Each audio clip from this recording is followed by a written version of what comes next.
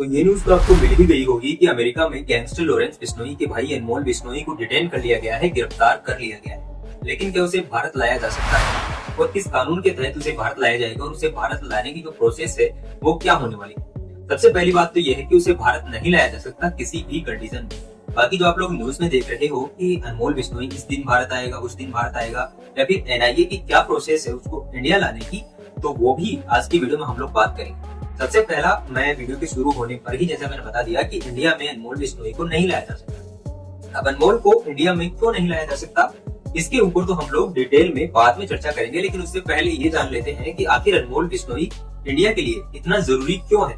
आखिर उसे इंडिया लाने को लेकर सारे न्यूज चैनल्स क्यों कवर कर रहे हैं और क्यों कहा जा रहा है कि उसके आने से गैंगस्टर लॉरेंस बिश्नोई की कमर टूट सकती है। देखो, ये बात तो बिल्कुल सही है कि गैंगस्टर लॉरेंस बिश्नोई की गैंग को वर्तमान में जो ऑपरेट कर रहा है उनमें सबसे जो अगर प्रमुखता से जो नाम लिया जाता है वो अनमोल बिश्नोई का है। लेकिन अनमोल से ऊपर भी एक लेवल है। जैसा कि हमने पिछले रिक्रूटिंग वाले वीडियो में आपको बताया था कि गैंगस्टर लॉरेंस बिश्नोई की जो साइबर सेल है, स्लीपर सेल है, वो किस तरह से काम करती है, उस पर हमने आपको 3 लेवल के बारे में बताया था। अगर आपने वो वीडियो नहीं देखा है जाकर देख लेना। उसमें हमने आपको बताया था कि गैंगस्टर लॉरेंस बिश्नोई जो रिक्रूटमेंट करता है, जो लड़कों की रिक्रूटमेंट करता है, उसको लेकर काफी सारी चीजें हमने क्लियर करी थी और उसमें हमने 3 लेवल की बात की थी। क्योंकि हाल ही में जो ये बाबा सिद्दीकी का मर्डर केस हुआ था, इसी मर्डर केस में एक आरोपी है शिव कुमार। उसी शिव कुमार के कई ऐसे बयान आए थे बाहर और उसके जो उसने पुलिस को बताया, उसको लेकर गैंगस्टर लॉरेंस बिश्नोई की गैंग के कुछ क्लू जो अभी मीडिया में चल रहे हैं उनकी बात करते हैं। देखो, जब भी रिक्रूटमेंट की बात होती है तो 3 से 4 लेवल पर कुछ लोग होते हैं, जिसमें ऊपर का जो लेवल होता है वो होता है गैंगस्टर गोल्डी बरार का, और उससे नीचे आते हैं अनमोल बिश्नोई, रोहित गोदारा, ऋतिक बॉक्सर, ऐसे गैंगस्टर जो कि अभी बाहर हैं और गैंगस्टर लॉरेंस बिश्नोई की गैंग को ऑपरेट कर रहे हैं। देखो, सबसे बड़ी बात यह है कि आखिर अनमोल बिश्नोई को लेकर इतना ज्यादा हल्ला क्यों हो रहा है, क्यों अनमोल को भारत लाने पर लोग तुले हुए हैं, क्यों मीडिया वाले इस चीज को इतनी प्रमुखता से उठा रहे हैं। सबसे पहला कारण यह है कि ये सिर्फ बाबा सिद्दीकी की हत्या का मास्टरमाइंड ही नहीं है, बल्कि ये सिद्धू मूसेवाला की हत्या का भी मास्टरमाइंड है। क्योंकि सिद्धू मूसेवाला कांग्रेस से था और वर्तमान में जो सेंट्रल गवर्नमेंट है वो बीजेपी की है, तो इसको लेकर कोई खास ऐसा नहीं है कि उसके हत्यारे को पकड़ा ही जाए या फिर, हालांकि इसके पीछे कई सारी चीजें हो सकती है। लेकिन जैसा कि सिद्धू मूसेवाले के पिता बीजेपी पर आरोप लगाते आए हैं कि बीजेपी ही गैंगस्टर लॉरेंस बिश्नोई को साबरमती जेल में, या यूं कहे कि गुजरात बैठा रखा है, और इसमें कोई दो राय भी नहीं है। क्योंकि लॉरेंस बिश्नोई का जो लॉ निकला था वो गृह मंत्रालय ने निकाला था, और जो गृह मंत्रालय है वो अमित शाह के अंडर में आता है। लॉरेंस बिश्नोई को किसी भी जेल में या फिर आप यूं कहें कि किसी भी कोर्ट में डायरेक्ट पेशी नहीं हो सकती, सिर्फ वीडियो कॉलिंग के जरिए ही पेशी हो सकती है। ये 1 साल तक था, लेकिन उसे वापस से 1 साल और बढ़ा दिया गया। मतलब लॉरेंस किसी भी हालत में साबरमती जेल से बाहर नहीं आ सकता। तो लॉरेंस को जो प्रोटेक्शन मिल रही है वो गवर्नमेंट की तरफ से मिल रही है। रही बात अनमोल बिश्नोई की, तो अनमोल बिश्नोई को भारत इसलिए नहीं लाया जा सकता क्योंकि अनमोल जो बिश्नोई है ये अमेरिका में डिटेन किया गया है, और अमेरिका में ये किसी भी तरह से, या मैं यूं कहूं कि आपराधिक या फिर क्रिमिनल केस के इस पे चार्जेस नहीं।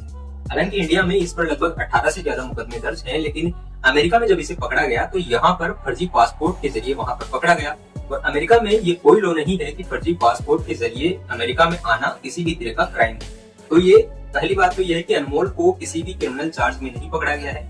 अगर अनमोल को किसी क्रिमिनल चार्ज में पकड़ा जाता और उसके बाद इंडिया की गवर्नमेंट, अमेरिका की गवर्नमेंट से कुछ कहती या फिर उसे डिटेन करके लाने की बात होती, तब तक तो डिटेन करके लाया जा सकता था। लेकिन क्योंकि ये जो मामला है ये अमेरिका का खुद का कोर्ट है, खुद की जुडिशरी का ये जो मामला है, और ये अनमोल बिश्नोई इंडिया से अमेरिका नहीं गया था बल्कि कनाडा से अमेरिका आया था।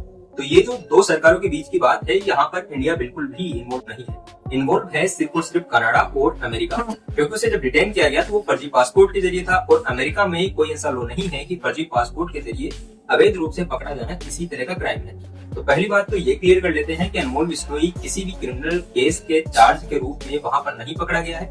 रही बात एनआईए की, तो एनआईए इस मामले में ना तो अमेरिका की गवर्नमेंट को किसी तरह की कोई भूल दे रहा है, और ना ही अमेरिका की गवर्नमेंट से अनमोल बिश्नोई को भारत रिपोर्ट कराने की बात को लेकर किसी तरह का कोई अपडेट आया है।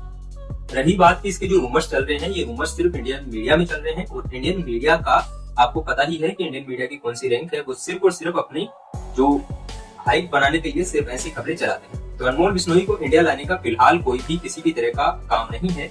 अगर अनमोल को इंडिया लाया जाएगा तो वो सिर्फ और सिर्फ कनाडा की गवर्नमेंट से डिटेन या फिर ऑर्डर निकालने के बाद ही लाया जाएगा, ना कि उसे अमेरिका से डायरेक्ट इंडिया में रिपोर्ट करवाने की किसी भी तरह की कोई प्रोसेस होगी। तो सबसे बड़ी बात तो यही है कि अनमोल बिश्नोई इंडिया नहीं आने वाला। रही बात उसके चार्जेस की, तो 18 से ज्यादा केसेस उसके इंडिया में है, और बात करें अगर हम लोग कनाडा में, तो कनाडा में अभी तक उस पर एक भी केस चार्ज नहीं है। तो कनाडा की गवर्नमेंट किसी भी तरह से, वैसे भी कनाडा की जो गवर्नमेंट है वो इंडिया के अपोजिट चल रही है, तो किसी भी तरह से अनमोल बिश्नोई को कनाडा के द्वारा इंडिया में डिपोर्ट करवाने की बात को लेकर तो बिल्कुल भी भूल जाओ।